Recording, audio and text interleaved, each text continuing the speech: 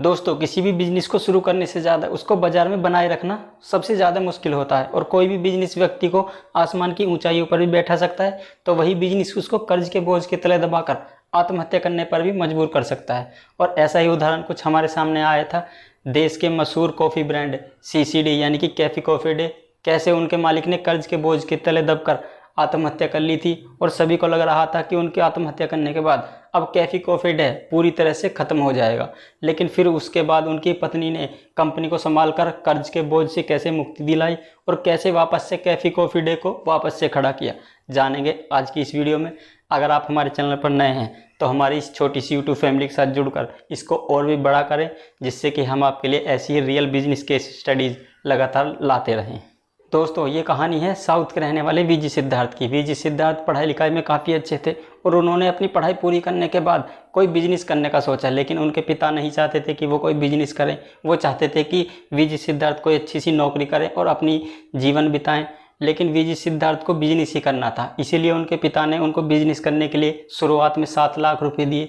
और वीजी सिद्धार्थ ने उन 7 लाख रुपये से ज़मीन का इन्वेस्टमेंट किया, कुछ ज़मीन लेकर डाल दी। लेकिन उसके बाद वो बॉम्बे स्टॉक एक्सचेंज की कंपनी में नौकरी करने लगे और 2-3 साल तक नौकरी करने के बाद कुछ सेविंग्स जोड़ने के बाद उन्होंने सीवान सिक्योरिटीज़ प्राइवेट लिमिटेड नाम की कंपनी बनाई। और अपने इस बिजनेस से होने वाले प्रॉफिट से उन्होंने साल 1992 में 6-7 हज़ार एकड़ में चाय के बागान खरीद लिए, जिससे कि वो चाय के बिजनेस को आगे बढ़ा सकें। और चाय के बागान खरीदने के बाद इन्होंने अपना कॉफ़ी का बिजनेस शुरू करने का सोचा और इन्होंने साल 1996 में कैफी कॉफ़ी डे की शुरुआत की। उसमें इन्होंने लगभग 1.5 करोड़ रुपए का इन्वेस्ट किया था। हालांकि जो इनके आस पड़ोस के यार दोस्त थे उन्होंने इनको इस बिजनेस को ना करने की सलाह दी थी, क्योंकि इन्होंने अपनी कॉफ़ी की शुरुआती कीमत 25 रुपये रखी थी और उस दौर में 25 रुपये की कॉफ़ी बहुत ही महंगी थी। इसीलिए इनके जो यार दोस्त थे उन्होंने इनको समझाया था कि 25 रुपये की कॉफ़ी कोई भी पीने नहीं आएगा और तुम्हारा ये जो बिजनेस है पूरी तरह से फ्लॉप हो जाएगा।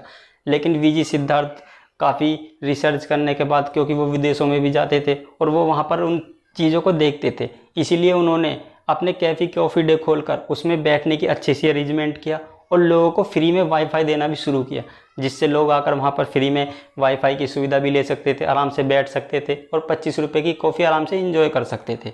इसीलिए जो युवा थे और जो कपल्स थे वो धीरे धीरे कैफी कॉफ़ी डे की तरफ आने लगे, क्योंकि उनको वहाँ पर फ्री वाईफाई और बैठने की अच्छी सुविधाएं मिल रही थी और ना उनके पास कोई टाइम की लिमिटेशंस थी कि आपको इतने टाइम तक ही बैठना है। वो आराम से एंजॉय कर कर वहाँ कॉफ़ी पी सकते थे, इसीलिए वो इनकी कॉफ़ी को पीने आने लगे और धीरे धीरे युवा और टीनेजरों में सीसीडी का क्रेज़ बढ़ने लगा। और फिर इनका सीसीडी धीरे धीरे फेमस होने लगा और लोगों की जुबान पर इनकी कॉफ़ी का स्वाद चढ़ने लगा और फिर ये धीरे धीरे अन्य शहरों में भी अपने स्टोर्स को खोलने लगे, जिससे इनका बिजनेस एक्सपेंड होना शुरू हो गया और काफ़ी जल्दी से इनके बिजनेस ने ग्रो करना शुरू कर दिया था।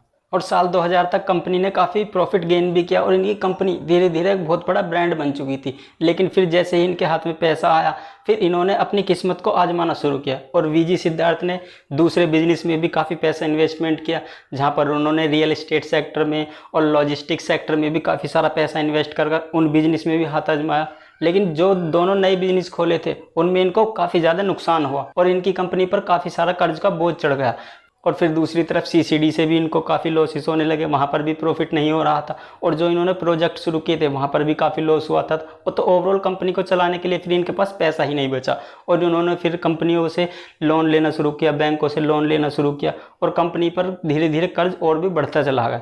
कंपनी पर बढ़ते कर्ज को देखकर फिर साल 2015 में जब इनके पास बिल्कुल भी पैसा नहीं बचा तो इन्होंने अपना IPO लाने का सोचा, क्योंकि IPO ही फिर एक ऐसा रास्ता बचा था जिससे कंपनी के पास पैसा आ सकता था। इसीलिए फिर इन्होंने अपना IPO लॉन्च किया। लेकिन IPO लॉन्च करने के बाद भी जो इनके रेट थे उस रेट पर इनका IPO नहीं चला और IPO एकदम से धड़ाम हो गया, जहाँ से भी इनको जितने पैसे की उम्मीद थी उतना पैसा नहीं आ पाया और IPO से भी जितना पैसा आया था वो कंपनी को एक्सपेंड करने में नहीं लगाया गया, बल्कि जो कंपनी के ऊपर पहले से ही काफ़ी सारा कर्ज था वो उसको चुकाने में चला गया। तो जितना पैसा आया था वो तो कर्ज चुकाने में चला गया, बाकी इनके हाथ तो खाली ही रह गए। इसी तरह फिर धीरे धीरे जो इनका साम्राज्य था वो धीरे धीरे डूबना शुरू हो गया। एक तरफ फिर जहाँ इनकम टैक्स ने भी इनके ऊपर रेड मारी और उस रेड के दौरान 700 करोड़ रुपए का घोटाला भी इनकम टैक्स ने उजागर किया और उसके बाद से ही फिर वीजी सिद्धार्थ को काफ़ी टेंशन होने लगी। एक तरफ तो इनकम टैक्स इनके पीछे पड़ चुका था, दूसरी तरफ जो देनदार थे वो इनके पीछे थे कि हमारा पैसा दो, दूसरी तरफ जिन्होंने शेयर्स खरीदे थे वो भी इनके पीछे लगे हुए थे कि हमारे शेयर्स पूरी तरह से डूब रहे हैं। चारों तरफ से इतनी टेंशन हो चुकी थी कि इन्होंने एक दिन अपने ड्राइवर से कहा कि ड्राइवर चलो मुझे घूमने जाना है, और ये घूमने जाने के बहाने जाकर नदी में कूद के इन्होंने आत्महत्या कर ली।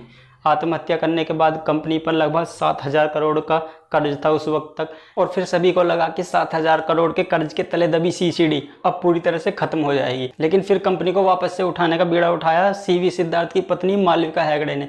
मालविका हेगड़े और सीवी सिद्धार्थ की शादी साल 1991 में हुई थी, और वो कर्नाटक के पूर्व सीएम CS कृष्णा की बेटी थी। इसीलिए उन्होंने इस चैलेंज को एक्सेप्ट किया, क्योंकि वो शुरू से ही सीसीडी के साथ जुड़ी हुई थी और इसके कारोबार पर उन्होंने बराबर नज़र बनाई हुई थी। वो काफ़ी सारी चीज़ों को जानती थी। इसीलिए उन्होंने CEO बनकर कंपनी में सबसे पहले जो उसके कर्मचारी थे उनको एक नोट लिखा कि उनको पता है कि कंपनी पर काफ़ी सारा कर्ज है और कंपनी के लिए हालात अच्छे नहीं हैं। इसीलिए उन्होंने सभी वर्कर के साथ मिलकर एक मीटिंग की, जिसमें सारी वो स्ट्रेटजी उन्होंने बताई जिससे कि कंपनी पर जो कर्ज है उसको उतारा जा सके। एक तरफ जहाँ कंपनी के जो ज़्यादा खर्चे थे उन खर्चों में कटौती कर कर कंपनी के बिजनेस को थोड़ा कम किया, और जिन चीज़ों को कम कर सकते थे उनको कम करते हुए कंपनी के जो टॉप लेवल के कर्मचारी थे उनकी भी सैलरीज को कम किया गया, जिससे कि कंपनी के जो बाकी खर्चे थे या बाकी कंपनी पर जो कर्ज का बोझ था उसको धीरे धीरे उतारा जा सके, और अपनी जो सर्विसेज थी उनको बेहतर किया।